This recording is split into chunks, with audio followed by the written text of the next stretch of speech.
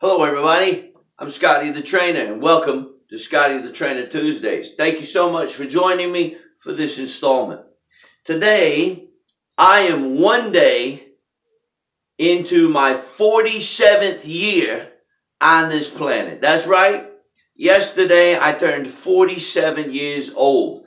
And I know what you're thinking. Man, I didn't know Scotty the Trainer was that old. He looks like he's 35. And if you don't think that, if you think I look older than that, shame on you. Why would you do that? I want to say thank you for all of the birthday wishes. It means the world to me. I certainly do appreciate it.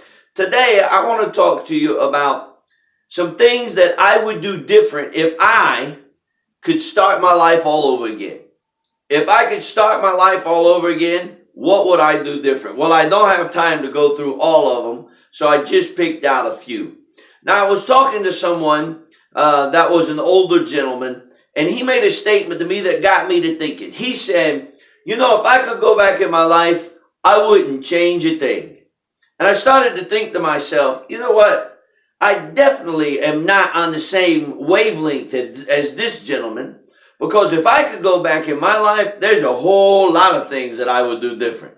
There's some people that if I seen them walking this way, I would stop and go in the other direction. There's some business deals I wouldn't have got involved in. There's some jobs I would have never taken. There are a whole lot of things that if I could go back and had the knowledge I have now, I would do things differently. And I'm sure you would say that as well. Well, I want to go back here, now that I've turned 47, a little nostalgic. I want to go back and think about some things I do differently. So here's the first one. Number one, I would stop doing something if it wasn't working. I would stop doing something if it was not working. You know the old saying that the definition of insanity is you do the same thing over and over and over again and expect a different result. But the fact of the matter is, if it didn't work the first time and no changes were made, it's probably not going to work the second time. I can think back to moments where I was on one particular job and given a task, and I decided to do it one way, and it was a terrible failure.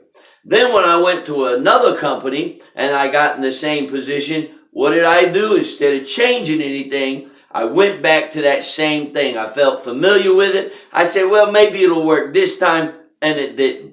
Relationships that I knew were never going to go anywhere. I should have gotten out of them a lot sooner. I should have gotten away from them a lot sooner.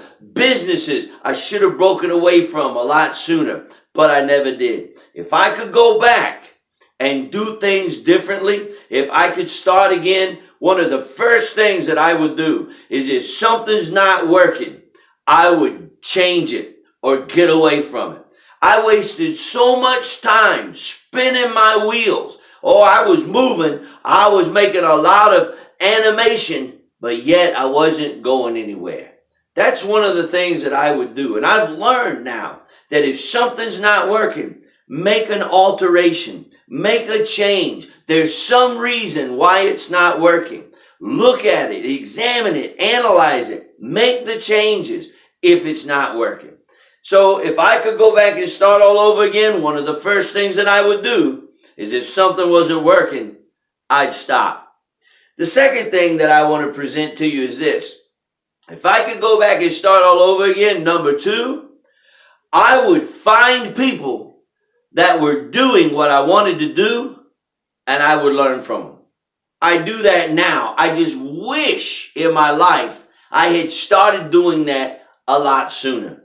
There were people that were in positions that I aspired and strived to be in. But rather than picking their brain and learning from them, I would sit back and I would say, you know what? If I was in their position, I wouldn't do that. I'd do this. If I was in their position, I wouldn't make that decision. I would have gone in a different direction. And because I didn't know what I was talking about, I wasn't in their position and probably got myself in a stagnant position and didn't get to where I am now, got here probably a lot later in life than I could have been earlier in my life. You know, if someone's in a position that you want to be in, if they're seeing success in something that you want to see success in, there's two reasons for that. One, they know something that you don't know, or number two, they're doing something that you're not willing to do, or you don't know how to do. I would have found those people that were already doing motivation and inspiration. Well, I would have gone to them. I would have picked their brain. I would have asked them for insight. I would have said, what road did you have to travel? What struggles did you go through? What obstacles did you face? How did you overcome them? I would have done everything I could. And I would have been here a lot sooner than I am right now. You know, there are some people, matter of fact, I'll tell you this story. I was speaking at an event. And afterwards, I was at the hospitality table, and a young man walked up to me, and he said, "Hey, Scotty the trainer, I see your videos. I enjoyed your speech and your motivation." He said, "Could you give me some names of the people and the contacts that you have so that I could just call them and get right in?" I said, "Hold on a second. Get out of line." So we walked over to the corner, and I said, "The reason why I am here where I am at right now is because of scrapes, scares, scars, and pain. Because of mistakes that I made. Because of valleys that I was in. Because of the ditches that I had to scratch and claw and climb myself out of. All of that built me to be where I am right now. So no, I'm not going to just fling wide open a door and have you go in it until you are willing to walk that road of coals, fiery hot coals, and drag yourself up and learn from your mistakes. Then you will never aspire or get to a position that you want to be. You got to fight for it. You got to struggle for it. That's why this generation wrestles so much. Because this millennial generation wants to graduate high school and come out of high school and become CEO. Not saying that it can't happen, but most of the time that's not how the rules are written, and that's not how the game is played. But if I could start all over again 47 years back, I would listen to those who are in the position that I want to be in. The third thing that I would go back and start all over again with is this. I would change my perspective on God, on the universe, on spiritual things. I would change it a lot sooner than I have. You know, early on, I went to school. I was studying to be a priest, to be a pastor. I worked in the religious work for so long. And it took me a long time to realize that just because I didn't like somebody didn't mean that God didn't like them. Because there were a lot of religious people that didn't like me. But I would say, oh, no, no, no. The Lord loves me. I'm the apple of God's eye. I'm the apple of the universe's eye. You can't come against me. It wasn't about what I thought or what someone else thought. Because the universe and God is all about love, grace, forgiveness, mercy. And this is a big one that a lot of people struggle with. Acceptance. Acceptance. You know, when people stand up and they become very judgmental against other people, they look at them and say, well, God doesn't like them. God doesn't love them. God doesn't want them. Why not? Well, because they are not like we are. If we don't like them, ergo, God doesn't like them. When the fact of the matter is, God likes you because He accepted you because of the things that you have done or you haven't done. God and the universe accepts me because it is love, it's grace, it's mercy. It's not about religious do's and don'ts. I would have changed my perspective a long time ago. It took me years to get where I am now, to become more accepting. Because it's not about the religion. Because one thing that I can tell you that I believe wholeheartedly is this.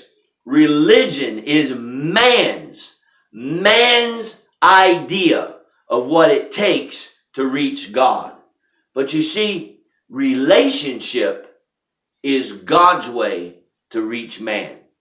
It's not about whether you go to church every Sunday or whether you go to Sunday school every Sunday or whether you're an atheist or whether you're a Baptist or a Methodist or an Episcopalian or a Pentecostal or whether you have no denomination at all, whether it's Allah, Buddha, Huda, Muda. The fact of the matter is, if you can find someone that has grace and love and acceptance inside of them, you're going to be standing right in the midst of God.